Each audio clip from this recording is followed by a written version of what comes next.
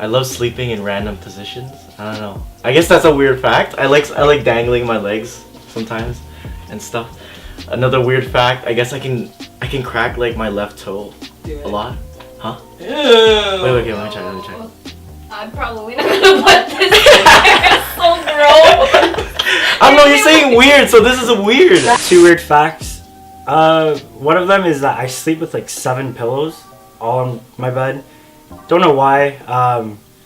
And the second weird fact, I work at Starbucks, yet I don't drink coffee. So if you ask for a recommendation, you are out of luck.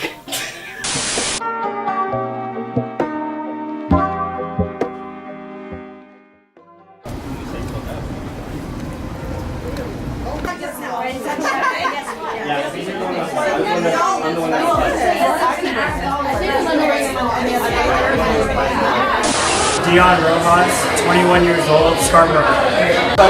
Age 20, from Scarborough. Day for me, it's like I usually wake up late because I'm a sleepy guy, and then I would go to work if I am scheduled for work. If not, I would just relax at home because I know at nighttime I would either go out with my friends or I would go out and like dance, take class, or have a rehearsal, stuff like that. So a normal day for me is wake up around 5 a.m., 5:30 a.m., get ready for work from 7:30 to around 2 to 4. And then I have a couple hours in between before I head to the studio. I teach Mondays and Tuesdays. Fridays and Sundays I'm with C2 Genesis. And every other day that I'm not teaching or rehearsing, I take class, hang out with some friends, you know, the usual. So, funny story. I was never into dancing at first. Started dancing by accident. I met my friend Dylan Mamorno and JP Manabat on the cross country team in grade 9. And one day after school, we finished our route and they asked me to come to their practice just to meet their friends. I met Jazzer there as well. And from there, I randomly started to learn the basics of like breakdancing, so like 6 steps, CCs. And then I was then introduced to choreography. We've been dancing in C2 as well for like, I think almost like about 5 years now. And ever since then, I've just been training with C2 Genesis and then also doing my own things outside of the team as well. And that's where I met my mentors, Diamond, Greg, JP, David Forto even. And they put me on the ropes through Right Foot Studio, directing C2 Genesis, and then just introduced me to anyone that they've come across, and then that's how I started my networking and teaching and all that fun stuff.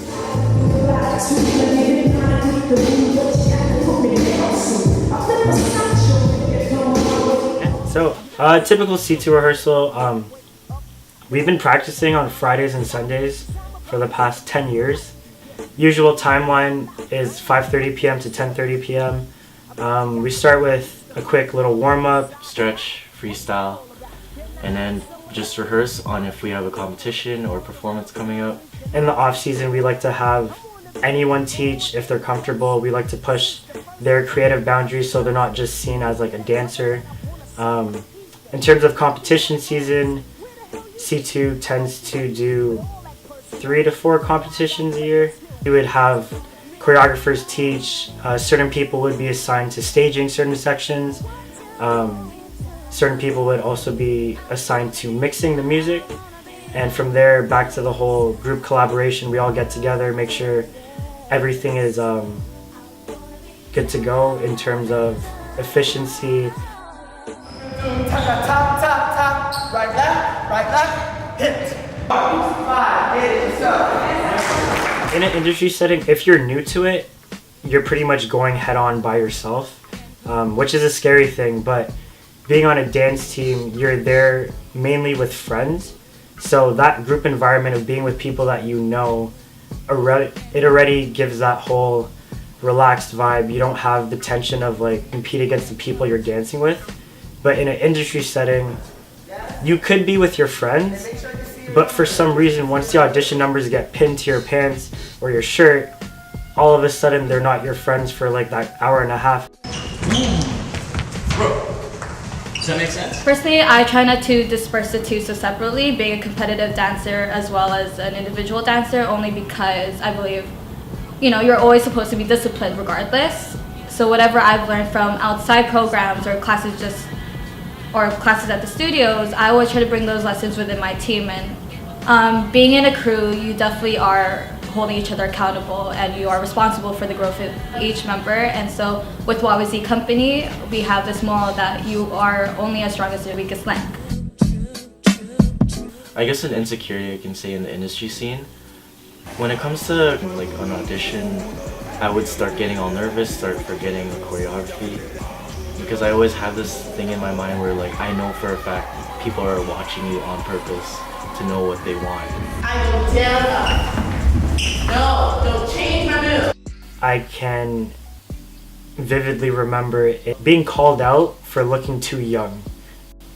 They were looking for a more mature look, and it was frustrating because I couldn't really do anything but change the way that I dressed.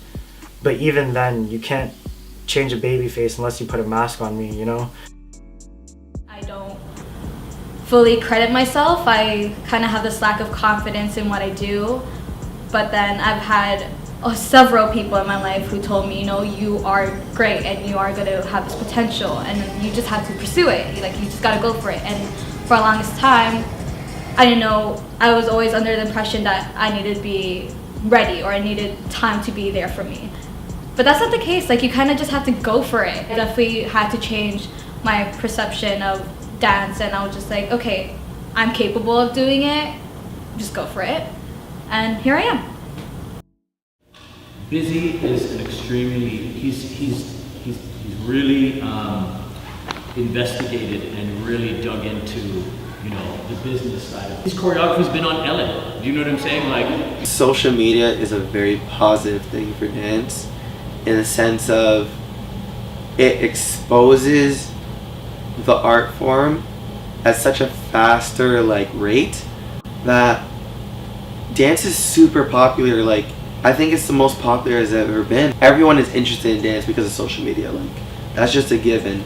And it's also a positive because now we have a online resume, which is a visual resume now. It's picture a director from Disney came on your page and was scrolling, and the content you had was just blah content, which was filmed, you didn't really care about it, doesn't really express your true art form.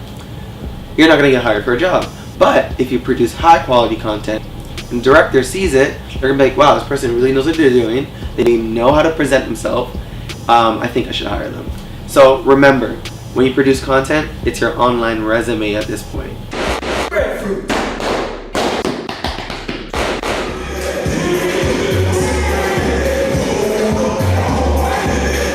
Sometimes people are more interested in getting a video of them dancing as opposed to getting the dance itself, and I say that in the kindest way possible. Don't lose track of your focus. Once again, don't lose track of your goal as to why you're in a dance class. The dance class is more than that, but make sure your priority is to learn how to dance, to better yourself as a dancer, and to grow in the art form before just getting instant gratification online. Being a student and a teacher, I kind of see both sides of it. You don't need the camera, and you don't need the popular things in class in terms of choreography / song choice. Be genuine with what you do. You're just there enjoying the vibe in the moment, enjoying the people around you, and you're not worried about, is the camera going to come out? Am I going to get a lot of views? Am I going to get a lot of likes? Are my friends going to rate it? Am I going to get hired? No. You're in class, be in class, enjoy class, and have fun.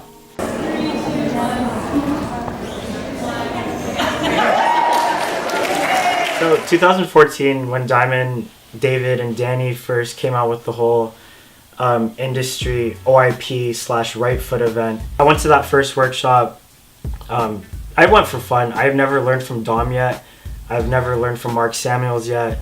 And so I went into that thinking just new experiences.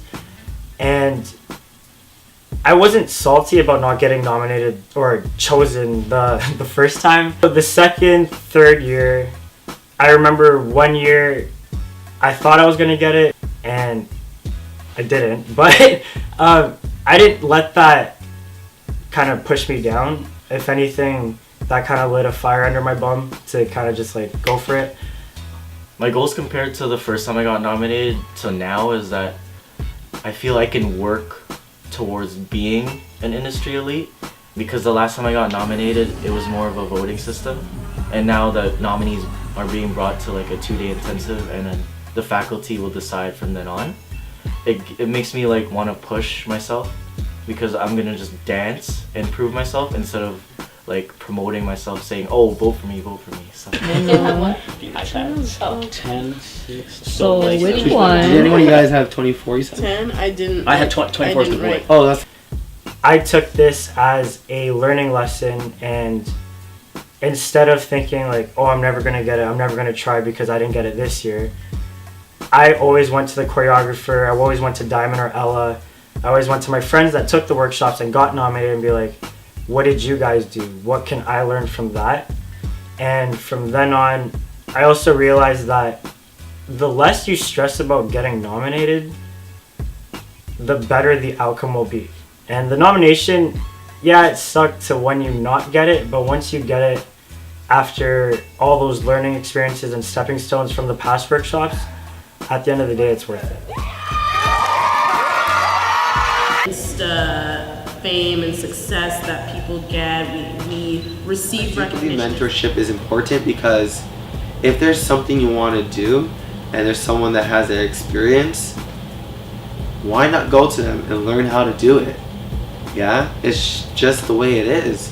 You gotta learn from the greats in order to be great.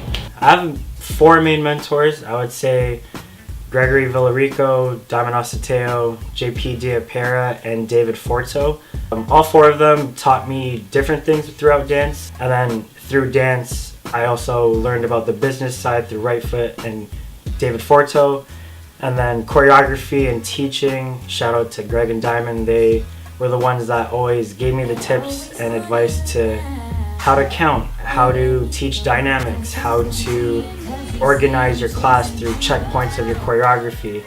And with all that, having those 4 as mentors for the past 7 years, they've pretty much built me up to the dancer and teacher that I am today.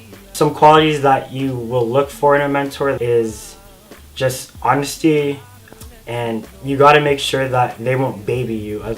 That will lead to the growth rather than sugarcoating it and then you slowly like crawling up the stairs to success. A huge key lesson for a mentor would be just caring. You need someone there to tell you that you're either doing the right thing, you're doing the wrong thing.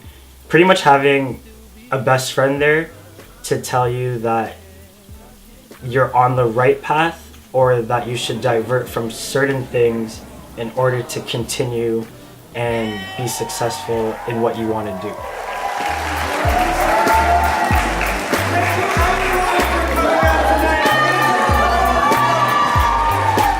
Damn, I'm surprised that you called, 'cause the way you walked away, I thought I wasn't gonna see you no more.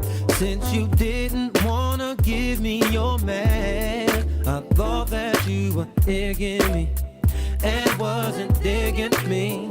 But anyway, what you doing tonight?